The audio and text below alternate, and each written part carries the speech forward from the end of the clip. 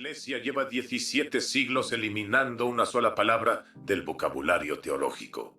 El griego dice tectón, la misma raíz de arquitecto.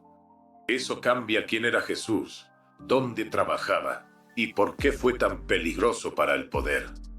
Déjame contarte desde el principio cómo llegué a esto, no desde un manuscrito polvoriento en una biblioteca, no desde un congreso académico donde alguien me lo reveló en voz baja durante el café. Desde algo mucho más vergonzoso para alguien que lleva décadas enseñando hermenéutica en una universidad. Desde mi propio léxico, el que tenía en el escritorio de mi despacho en la BUAP, desde que era estudiante de posgrado. Era una tarde de verano en Puebla. Esas tardes de julio en que el calor se instala en el estudio como un inquilino indisciplinado y el ventilador del techo hace todo el ruido del mundo sin refrescar nada. Yo preparaba material para un curso de hermenéutica bíblica del siguiente semestre, una clase de tercero, alumnos que ya tenían el griego básico y podían leer Marcos en el original. El texto del día era Marcos, capítulo 6, versículo 3. Un versículo que conozco desde que tenía 20 años, que había leído en griego docenas de veces, que había explicado a cientos de alumnos en 31 años de cátedra. Y esa tarde, por primera vez en 3 décadas, me hice la pregunta más básica de la hermenéutica. ¿Qué significa exactamente esta palabra? La palabra era tectón. Abrí en léxico el Liddell Scott, la edición de Oxford que tengo desde el doctorado, con el lomo desprendido y varias páginas marcadas con tiras de papel amarillo que llevan ahí tanto tiempo que ya son parte del libro. Busqué la letra Tau. Llegué a tectón. Primera acepción. Builder of houses. No woodworker, no carpenter. Builder of houses. Constructor de casas. Algo se movió bajo mis pies en ese momento. 2 centímetros, no más. Pero se movió. Cerré el libro. Me quedé mirando la pared del estudio durante 10 minutos. En esa pared hay una foto de mi primera promoción en la BUAP. 53 estudiantes, yo al centro con el traje que ya no me cabe. Miré esa foto sin verla, con el léxico cerrado sobre el escritorio, pensando en una sola cosa. 31 años enseñando hermenéutica. 31 años explicando a mis alumnos que el método crítico exige leer el texto original antes de aceptar la traducción. 31 años repitiendo lo que Spinoza formuló en el Tractatus, que la traducción no es el texto, que la institución no es la fuente. Y yo nunca había buscado tectón en el léxico. Nunca. Eso no es una revelación gloriosa. Es una vergüenza académica. Y te la cuento porque ese tipo de vergüenza, la de descubrir que has enseñado algo durante décadas sin hacer la pregunta más elemental, es exactamente lo que la Iglesia confía en que nadie se tome el trabajo de sentir. Porque si yo, con 30 años de formación en filología bíblica y un léxico griego en el escritorio, nunca lo busqué. Imagina la posibilidad de que alguien lo busque en el catecismo. 2 palabras. Tectón aparece exactamente 2 veces en todo el Nuevo Testamento. Solo 2 veces en 27 libros y 260 capítulos. Marcos 6:3. ¿No es este el tectón? Y Mateo 13:55. ¿No es el hijo del tectón? 2 veces. Y en 17 siglos nadie preguntó qué significaba exactamente. O más bien, algunas personas lo preguntaron, y lo que encontraron no era conveniente. Voy a mostrarte lo que el griego dice, no la interpretación, no la versión catequética. El griego, tectón, tau, epsilon, kappa, tau, omega, enme. Una palabra que en el griego clásico y en el griego del Nuevo Testamento tiene un rango semántico más amplio del que la mayoría piensa. El Strong's Concordance, el léxico de referencia más usado en la exégesis protestante y católica durante el siglo XX, define tectón en el número 5045 como builder, craftsman, artisan, no woodworker, no carpenter, builder. En Liddell Scott, la obra de referencia académica para el griego antiguo, da como primera acepción de tecton: one who works with his hands, a craftsman, especially a builder of houses, especialmente constructor de casas. La madera aparece en una acepción secundaria en el contexto específico de la construcción naval.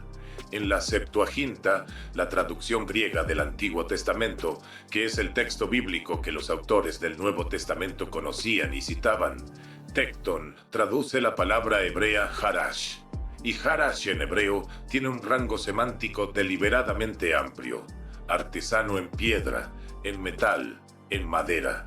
Un especialista manual que puede trabajar varios materiales, no uno solo. Esto no es interpretación, es lexicografía. Es lo que las palabras significan en sus propios textos, en su propio tiempo, según los propios diccionarios que la academia usa para estudiar esas palabras. ¿Qué dice exactamente el griego?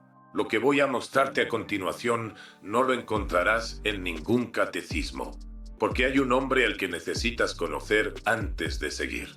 Un hombre que sabía perfectamente lo que tecton significaba, que tenía acceso a todos los léxicos, que había leído el texto hebreo original y que tomó una decisión. El hombre se llamaba Eusebio Jerónimo Estridón. Lo conocemos como Jerónimo. Jerónimo fue el helenista y hebreísta más formado de su época. El Papa Dámaso I le encargó en el año 382 de nuestra era la tarea de producir una traducción latina normalizada del texto bíblico. Jerónimo pasó los siguientes 22 años en eso. La Vulgata, la traducción que durante más de 1000 años fue la Biblia oficial de todo el mundo cristiano occidental. En la Vulgata, Jerónimo tradujo tecton como faber. Faber, una palabra latina que él mismo sabía que designa principalmente al artesano en metal, al herrero, al fundidor, no al ebanista, no al carpintero de madera. Faber. Y aquí es donde todo cambia, porque no fue un error de Jerónimo, fue una elección de Jerónimo.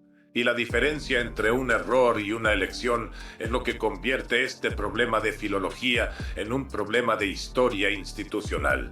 Jerónimo era el hombre más informado de su tiempo sobre el hebreo bíblico. Dedicó años a aprender hebreo de maestros rabínicos en Palestina, algo excepcional y casi escandaloso en un cristiano del siglo IV. Sabía lo que tecton y harash significaban en el contexto del Mediterráneo antiguo. No hay versión posible de este proceso en que Jerónimo haya llegado a Faber por ignorancia. Llegó a Faber porque decidió llegar a Faber. Y aquí es donde la historia se pone incómoda de verdad, porque no es solo el léxico lo que lo confirma. Hay un lugar que destruye por completo la imagen del carpintero de pueblo. Un lugar a 4 kilómetros de la casa de Jesús. Un lugar que los arqueólogos tardaron 100 años en excavar. Y cuando lo excavaron, encontraron algo que ningún catecismo menciona. Necesitas saber algo sobre el lugar donde vivía Jesús antes de seguir, porque lo que estás a punto de escuchar viene de excavaciones arqueológicas financiadas por universidades norteamericanas, no de textos apócrifos, no de teorías alternativas, de estratigrafía, de lo que está debajo de la tierra y no puede mentir. Séforis.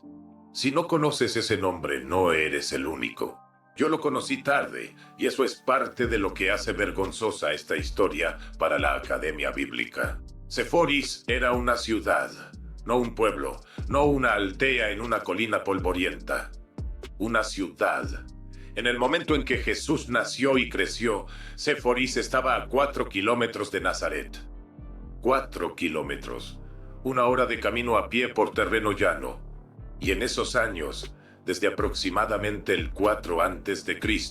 hasta alrededor del 20 de nuestra era, que es exactamente el período de la infancia y juventud de Jesús, Herodes Antipas estaba reconstruyendo Séforis desde los cimientos, no reformando, reconstruyendo desde los cimientos. El resultado final fue una ciudad de teatro romano con capacidad para 5.000 espectadores, palacios, columnatas helenísticas, villas de la élite con mosaicos en el suelo, sistemas de agua, cimentaciones de piedra caliza. Una ciudad de escala imperial en el corazón de Galilea, a 4 kilómetros de la casa de Jesús. Y los arqueólogos que excavaron Séforis desde los años 80 del siglo XX encontraron exactamente eso. No es especulación, es estratigrafía. Richard Beatty, uno de los especialistas que publicó esos resultados en revistas de arqueología bíblica, llegó a una conclusión que el léxico ya sugería. Cualquier tectón en la región de Nazaret en esa época no trabajaba madera en un taller de aldea, trabajaba piedra y argamasa en las obras de Séforis. Hay algo que necesito que hagas ahora mismo, que te detengas en esa imagen. Un taller de madera en Nazaret, fabricando puertas y yugos de bueyes. Y a 4 kilómetros, el mayor proyecto de construcción en piedra de toda Galilea. Un teatro romano, palacios, columnatas, mosaicos. Dime cuál tectón de esa región trabajaba la madera de las puertas y cuál trabajaba la piedra caliza de los arcos. Eso no es imaginación, es geografía. Es la geografía que los arqueólogos midieron y los catecismos ignoraron. Pero aún no hemos llegado a la parte que más incomoda a la iglesia, porque hay un versículo en las cartas de Pablo que nadie conecta con este tema. Nadie excepto los filólogos que saben exactamente lo que esa palabra significa. Hay algo que vi hace unos años en un congreso de papirología en la Ciudad de México. Un especialista en papiros griegos de Egipto, papiros del período helenístico, documentos de contratos y trabajo, comentó de pasada casi en broma que en los papiros de Oxirrinco los tectones son casi siempre canteros o albañiles. Rara vez ebanistas. Lo dijo como un dato técnico sin mayor consecuencia para el resto de la ponencia. Anoté esa frase en mi Moleskine. La anoté porque era exactamente el tipo de dato que se te escapa si no sabes para qué va a servir. Años después, leyendo sobre Séforis, encontré esa nota en un cuaderno viejo. Y todo se conectó en un segundo. Los tectones en los documentos reales del período helenístico, los contratos, los registros de trabajo, los papiros que no tenían ninguna razón para mentir sobre la naturaleza de un oficio, eran constructores en piedra, no carpinteros de madera. Constructores. Primera carta a los Corintios, capítulo 3, versículo 10. Pablo escribe: como experto maestro constructor puse el cimiento y otro construye encima. En griego, el texto usa la expresión sophos architecton, perito arquitecto, maestro constructor, architecton, archimastecton, archi, prefijo que en griego significa jefe, principal, maestro, el mismo prefijo de arcángel, de arzobispo, de archidiácono. Tecton, el mismo término que aparece en Marcos y en Mateo para describir a Jesús. Pablo se llama a sí mismo architectón, el tectón jefe, el maestro constructor, el que está por encima de los demás tectonas. Y lo hace en el mismo versículo, donde dice que está construyendo sobre el cimiento que puso Jesús. La metáfora profesional es exacta. La precisión del lenguaje no puede ser accidental en un hombre que escribió con la deliberación con que Pablo escribía. Si Pablo es el architectón, el maestro del oficio, ¿qué era Jesús, al que Pablo presenta como quien puso el cimiento? ¿Simple coincidencia? Espera. La Iglesia usa el prefijo archi en todo su vocabulario institucional. Arzobispo, archidiácono, archipresbítero.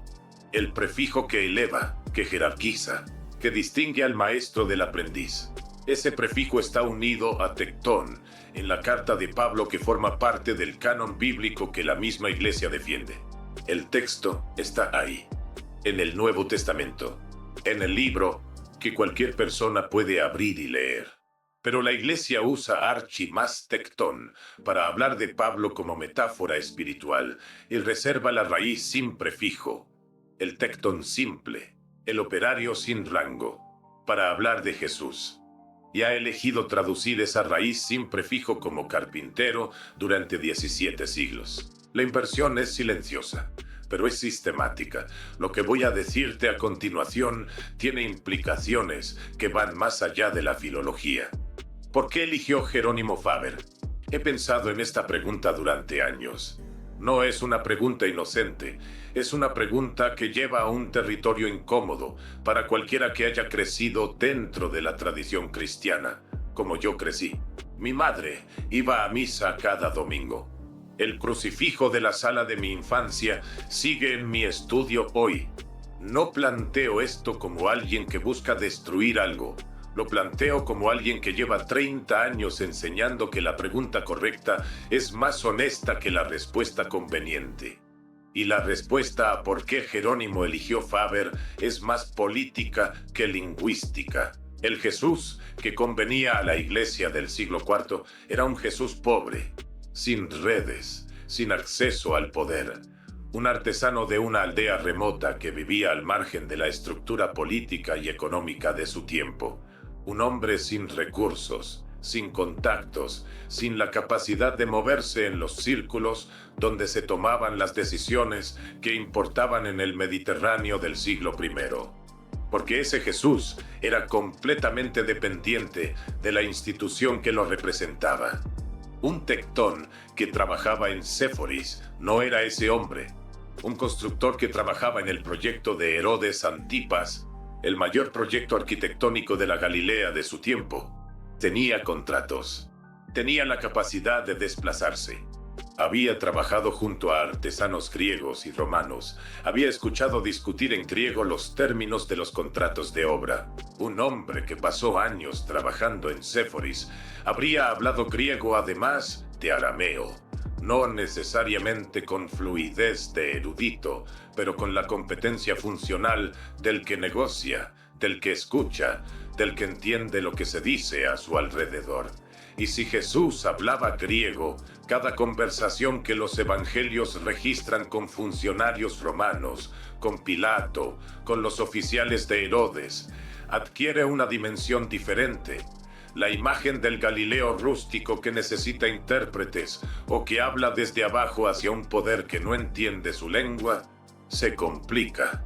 Si el Jesús histórico era un tectón de Séforis, era un hombre multilingüe, con acceso a la élite helenista local, con la movilidad del que trabaja en proyectos que se financian desde arriba. Eso no destruye nada de lo que el Evangelio dice sobre él, pero sí destruye la imagen del nazareno inofensivo que la iglesia del siglo IV construyó con mucho cuidado. Y hay algo más. Si Jesús era multilingüe, bien conectado y con acceso a la élite romana a través de años de trabajo en Séforis, la historia del predicador itinerante sin recursos que emerge de ninguna parte se hace imposible de sostener. Un hombre con esa red de contactos no emerge de ninguna parte, viene de algún lugar muy concreto, y ese lugar cambia todo lo que viene después. Las metáforas de Jesús. Voy a pedirte que hagas algo que quizá nunca has hecho. Que leas los dichos de Jesús como si los dijera un constructor de Séforis, un hombre que ha calculado costos de obra, que ha puesto cimientos en piedra caliza, que sabe la diferencia entre una estructura que aguanta y una que cede. El Sermón de la Montaña, Mateo capítulo 7, versículos 24 al 27. El que escucha mis palabras y las pone en práctica es como el hombre prudente que construyó su casa sobre roca. Las lluvias vinieron, los ríos crecieron, los vientos soplaron y azotaron esa casa, y no cayó porque tenía cimientos en la roca. Y el que escucha y no practica es como el necio que edificó su casa sobre arena. Y roca, harina, cimientos, estructura que resiste o que cede. Eso no es una metáfora poética nacida en un taller de ebanistería. Eso es el lenguaje de alguien que ha visto cimientos fallar. que ha estado en obras donde el problema no era la madera, sino la roca madre, que conoce la diferencia entre argamasa bien preparada y arena sin consolidar, porque lo ha visto con sus propios ojos en las obras de Antipas. Juan capítulo 14, versículo 2. En la casa de mi padre hay muchas moradas. La palabra que Juan usa en griego es monai, habitaciones, alojamientos. En el vocabulario de la construcción del período, monai es el término para los espacios habitables de un edificio, exactamente lo que un arquitecto constructor habría discutido con su cliente al planear la distribución de una residencia. No es lenguaje de taller, es lenguaje de obra. Y luego está la parábola de la torre. Lucas capítulo 14, versículos 28 al 30. Jesús pregunta: ¿quién de vosotros, queriendo construir una torre, no se sienta primero a calcular los gastos para ver si tiene lo suficiente para terminarla? No sea que, habiendo puesto el cimiento y no pudiendo acabarla, todos los que la vean empiecen a burlarse de él, diciendo: este hombre comenzó a construir y no pudo acabar. Esa noche, hace algunos años, un invierno en Puebla con el frío que baja de la Malinche y se mete por las ventanas de la casona, estaba leyendo Lucas en griego con la edición bilingüe que tengo desde los años 90. Llegué a esa parábola y me detuve. La leí de nuevo, no como texto espiritual, como texto profesional. Calcular los gastos antes de comenzar. Estimar si los recursos alcanzan para terminar. La vergüenza de quien empieza y no puede acabar. Eso no suena a un moralista que inventa metáforas para hablar de la fe. Suena a alguien que ha visto obras abandonadas, a medio construir en Séforis, porque el contratista sobreestimó lo que podía ofrecer. Suena a alguien que conoce ese tipo de fracaso desde adentro, que lo ha calculado, que ha tenido que decirle a alguien: no alcanza el presupuesto. Cuando un tectón de Séforis habla de cimientos y torres, está hablando desde su experiencia real, no desde metáforas poéticas tomadas de la literatura. Y si sus metáforas son de constructor, si su vocabulario es de alguien que conoce la diferencia entre argamasa sólida y arena suelta, si su imagen del éxito y del fracaso viene del mundo de los proyectos de obra, la pregunta se vuelve inevitable. ¿Qué otras palabras del Nuevo Testamento estamos leyendo con la lente equivocada? Aquí es donde entra Spinoza. No al final, como punto de cierre decorativo. En el centro, como el bisturí que le da sentido a todo lo anterior. Baruch Spinoza publicó el Tractatus Theologico Politicus en 1670 de forma anónima, sin nombre, sin ciudad de publicación, con un editor ficticio, porque el último hombre que había propuesto leer los textos sagrados con el mismo rigor que cualquier otro documento histórico había terminado en problemas que Spinoza conocía bien. En el capítulo 7 del Tractatus, Spinoza enuncia algo que la Academia Bíblica tardó 2 siglos en aceptar formalmente como método. El lenguaje de los textos sagrados debe ser analizado según las reglas de la lengua en que fueron escritos, no según lo que conviene a la institución que los interpreta, no según la traducción que heredaron los que los leen, según la lengua original. Aplicado a Marcos 6:3, el método de Spinoza produce una sola pregunta: ¿qué dice exactamente Tecton en el griego del primer siglo? No qué dice Faber en la Vulgata, no qué dice Carpenter en la traducción inglesa, no qué dice Carpintero en el Catecismo, qué dice Tecton. Y Tecton dice: builder, constructor, artesano en piedra y argamasa, la persona que trabaja con sus manos en la construcción de edificios. Eso es lo que dice Spinoza que hay que preguntar. Y cuando uno lo pregunta, la respuesta está en el léxico desde hace 2000 años. Hay algo más, y esto es lo que ningún apócrifo te podría dar, porque no viene de ningún texto prohibido. La evidencia no viene de los evangelios de Nag Hammadi, no viene de los manuscritos del Mar Muerto. Viene del mismo Nuevo Testamento canónico que la Iglesia usa para predicar cada domingo. Viene de Marcos 6:3. Viene de la carta de Pablo a los Corintios. Viene de las parábolas del Sermón de la Montaña. Viene del vocabulario que el propio Jesús usó para hablar del reino de Dios. Un vocabulario de cimientos, de torres, de moradas, de roca y de arena. La Iglesia tiene la prueba en su propio texto. La tiene desde hace 17 siglos y ha elegido sistemáticamente la traducción que produce la imagen que convenía al discurso del poder del siglo IV. Eso no es ignorancia. Eso es lo que Spinoza llamaba en el Tractatus la subordinación del texto a la institución. El momento en que la lectura deja de buscar lo que el texto dice y empieza a confirmar lo que la institución necesita que diga. ¿Qué cambia si Jesús era arquitecto constructor y no carpintero de pueblo? Cambiarían muchas cosas. No todas tienen el mismo peso, pero hay tres que son difíciles de ignorar una vez que las ves. La primera, cambia su movilidad. Un tectón en la región de Séforis era un trabajador con capacidad de desplazamiento. Los proyectos de construcción grandes, y Séforis era un proyecto grande, atraían artesanos de fuera, creaban redes de trabajo entre personas de distintos lugares. Un hombre en ese mundo no es el aldeano fijo en su pueblo que nunca ha visto la ciudad. Es alguien que conoce los caminos, que ha trabajado con gente diferente, que tiene la experiencia del mundo que da el movimiento. La segunda, cambia su acceso lingüístico. El griego era la lengua de los proyectos en Séforis, la arquitectura helenística, los contratos, los materiales, los términos técnicos de la construcción. Todo eso llegaba en griego. Un tectón que trabajó años en Séforis tenía griego funcional. No el griego de Platón, pero sí el griego del que negocia y entiende.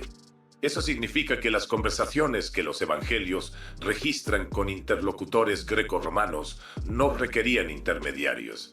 Que el Jesús que habla con Pilato puede haberle hablado en su propio idioma. La tercera, cambia la naturaleza del peligro que representaba. No es lo mismo un predicador itinerante sin recursos que un hombre multilingüe, con experiencia en el mundo de los proyectos imperiales, con la capacidad de moverse en círculos que van más allá de la aldea, que tiene acceso a la élite helenista de Galilea a través de los años de trabajo en Séforis. Un carpintero pobre en un pueblo remoto es inofensivo para el sistema. Un tectón de Séforis, que además predica la transformación del orden social, es mucho más difícil de contener. Jerónimo lo sabía. El Jesús que convenía al discurso de la Iglesia del siglo IV, la institución que necesitaba la imagen del Salvador humilde para justificar su propia autoridad sobre los humildes, no era ese hombre. Era el otro. El que tallaba puertas en un taller sin recursos, sin redes, sin el mundo que da el trabajo en una ciudad imperial. Ese es el Jesús que la Vulgata construyó con una sola palabra. Hay algo que me costó tiempo procesar después de aquella tarde con el léxico.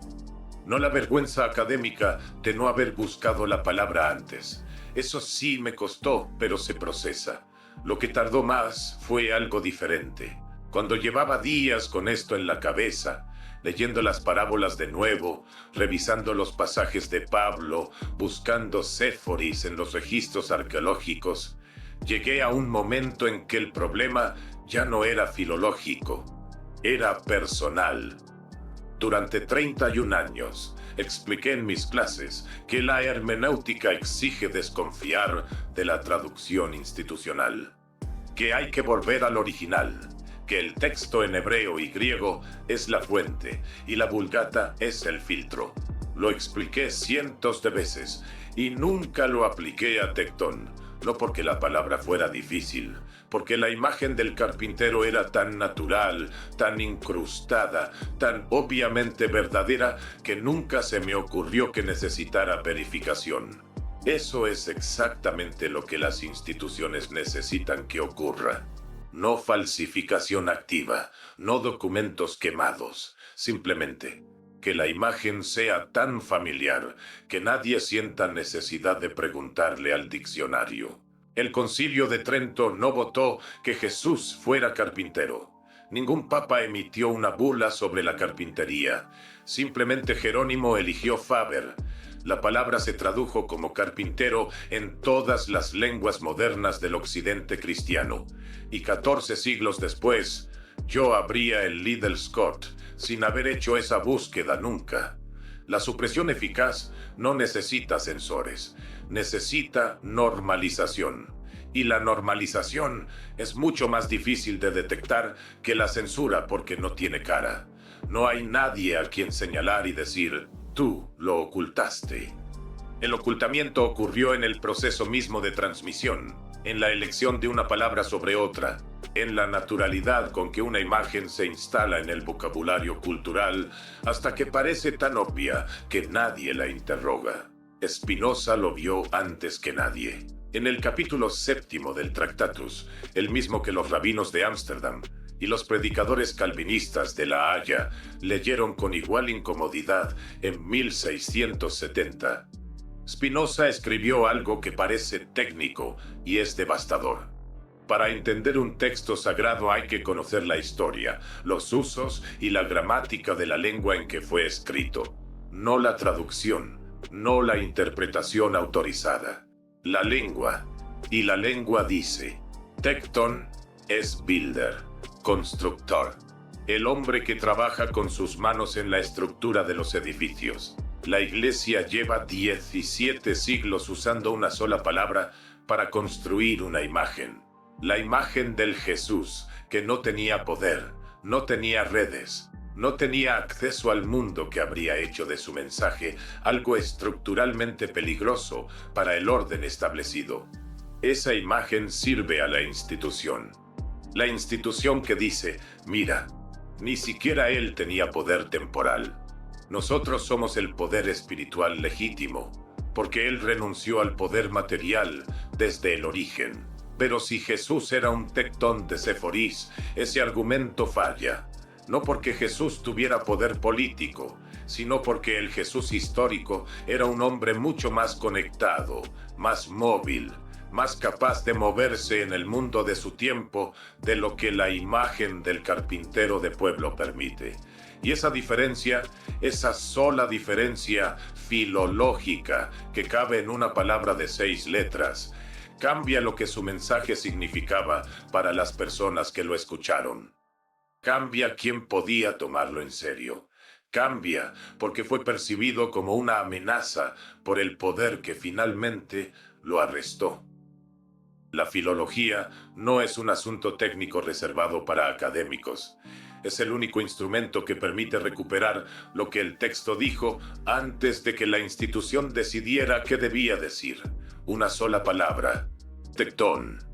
17 siglos de silencio sobre lo que significa en el léxico que lleva esperando en cualquier biblioteca universitaria. El método de Spinoza exige una sola cosa, que la pregunta más básica de la hermenéutica, ¿qué dice exactamente esta palabra?, no tenga respuesta prohibida. Yo tardé 31 años en hacerla. ¿Cuántos años llevas tú? La evidencia habla por sí sola. Nos vemos pronto.